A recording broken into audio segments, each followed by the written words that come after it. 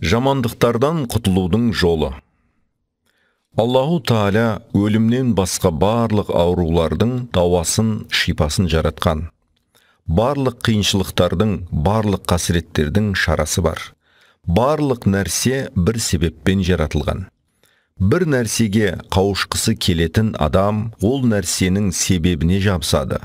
Кез келген нәрсенің себебіне жабысқан адам ол нәрсенің нәтижесіне қауышады.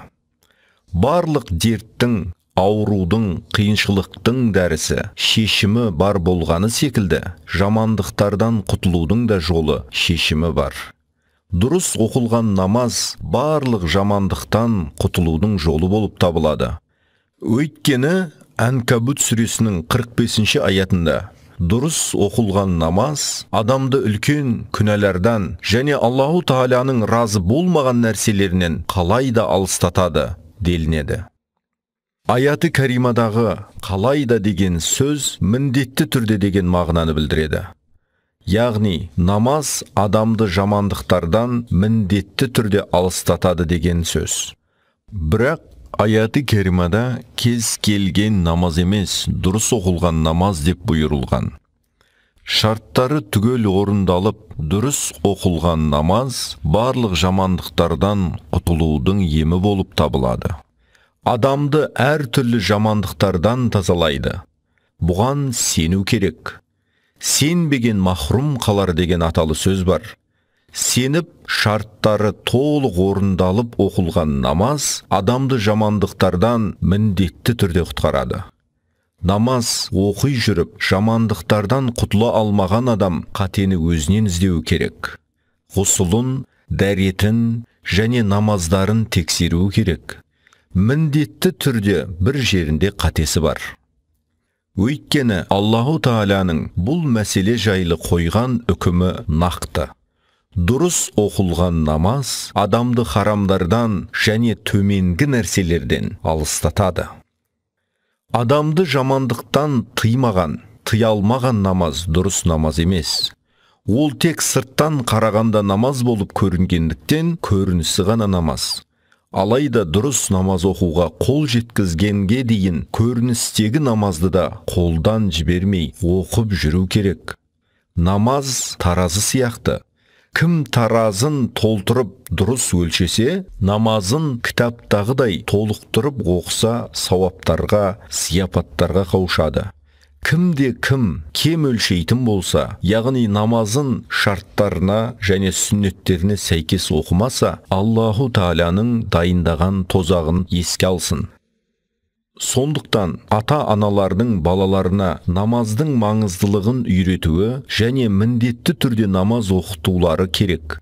Балалардың намаз оқуына кедергі болатын барлық нәрсе оның пәлекетіне де себеп болатынын білуі керек. Балалардың болашағын кепілге алу, оны жақсы мұсылман етіп тәрбиелеумен ғана жүзеге асады. Тек жоғарғы білімді деген дипломмен баланың болашағы кепілге алынған болмайды. Тәрбие көрмеген адамның қолына диплом беру, ақмақтың қолына пышақ берумен бірдей. Олай болса, балаға алдымен мұсылмандықты үйрету, одан кейін жоғары оқу орнына беру керек. Жақсы мұсылман болғаннан кейін дипломның пайдасы тиеді. Сонда ғана адам өзіне де, халыққа да пайдалы бола алады. Егерде бір атана перзентіне намаз оқытпаса, бұл оны өз қолымен жаһаннамға тастап жатыр деген сөз. Адамды дүниеде және ақыретте пәлекеттерден, қиыншылықтардан құтқаратын жалғыз амал намаз. Мүминун сүресінің басындағы аяты кәримада мұсылмандар міндетті түрде құтылады. Олар намаздарын хұшумен оқитындар делінген. Хұшу намазды кемшіліксіз, беріліп ықыласпен оқу деген сөз. Дүние жұмыстарында бір келеңсіз жағдайға, қиыншылыққа тап болған адам истиғфарға және намазға бет бұру керек. Дұрыс оқылған намаз барлық дертке дауа болады. Дүниелік қиыншылықтарды сылтау етіп, намазға немқұрайлы қарау ақылды адамның ісі емес.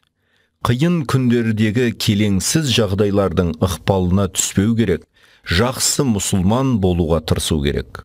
Өмірде болатын қиыншылықтар мен бәлелерге сабырсыздық етпеуге тиіс. Дүниенің қуанышы да, қайғысы да, кеңдігі де, тарлығы да тұрақты емес. Дүниенің бұл өткіншіл жағдайларына алданбау керек. Бұларды сылтау етіп, барлық жамандықтардан құтқаратын дәрі болған, және де ең бастысы Раббымыздың әмірі болған намазды тастамауға тиіспіз. Әр күні 5 уақыт намаз оқу қиын емес. Күнә кірлері мен көңілдер қарайған болса, сол кезде намаз да қиын болып сезіледі. Намаз оқу Аллаху Тааладан қорқатын мұсылмандарға оңай болады, қиын болмайды. Өйткені Бақара сүресінің 45-ші аятында намаз оқу тек мұсылмандарға, Аллаху Тааладан қорыққандарға оңай болады делінген. Хазіреті Раббани былай дейді: парыздардың ең үстемі намаз болып табылады.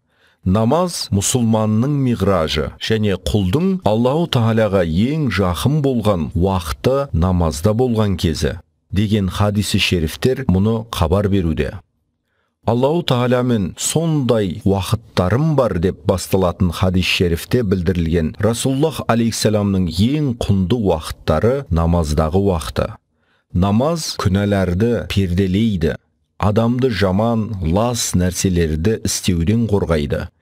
Пайғамбарымыздың «Ей Билал, мені рахатқа бөле» деп көңілін жайландырғысы келген нәрсесі намаз еді. Діннің тірегі намаз.